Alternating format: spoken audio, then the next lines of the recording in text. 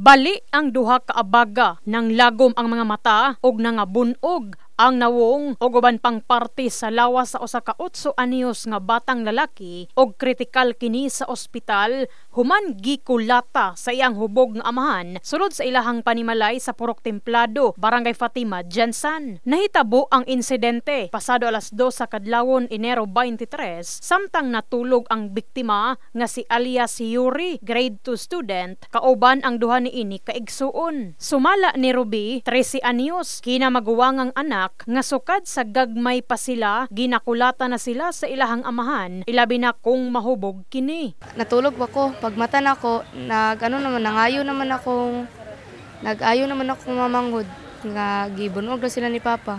Ito nagtindog ko, atuntan ako, madlok man ko kay nagatingog pa man akong manghod.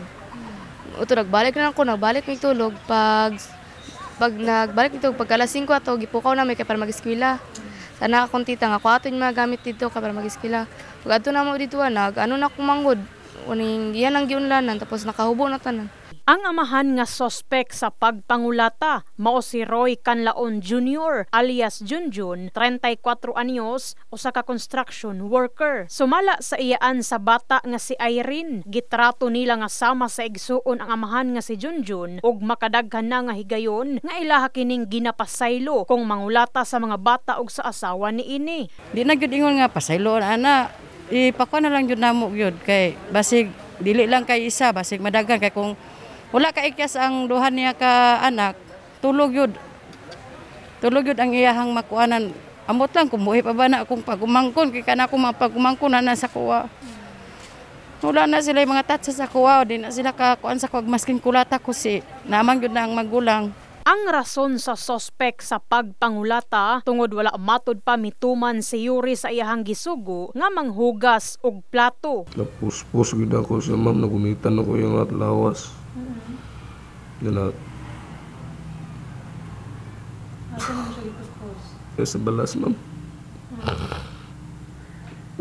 Nalula ako sa tubig. Giunlan naman naging mo siya sa?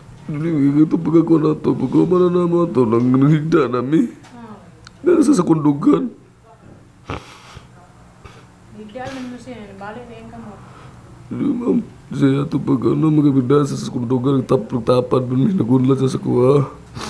Nasayran nga ang inahan sa mga bata nga si Ivy Joy anaa sa Maynila tungod padulungay na kini nga mo abroad aron makasustener matud pa sa panginahanglanon sa upat niini ka anak. Karon gibilin ako na sila sa ako ang mama. Giatiman na sa akong mama.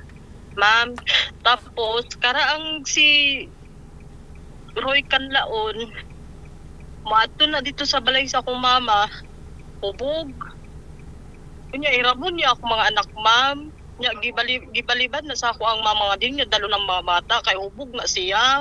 Nya kanadlok man akong mama, ma'am. Syempre kay hubog ko siya. Nya ako mama may sakit. Dili ko gusto sa mo akong mama. Tako pa sa langit ako kalakot sa iya, ma'am. Balag dito siya mamatay sa prisuhan, ma'am. Tungod sa gibuhat niya sa among anak. Hindi na ko siya mapasaylo, Jud. Mismo ang asawa ang nagsulti nga ang iyahang bana nga sospek nagagamitan og illegal nga droga apan nahadlok lang kini nga mosumbong sa kapulisan tungod gibaharan silang patyon. Gani ang apuhan sa biktima nakasulti sab sa illegal nga hinimuan sa sospek. Kaya ang taro nga tao dili man maka kung gagamit ang tao nga dili man makahimo nga naon iyang anak. Kisa kadugayon na mo nag-uban. Sa unang panahon, magagamit yun na siya. Ako, saksi gig ko na.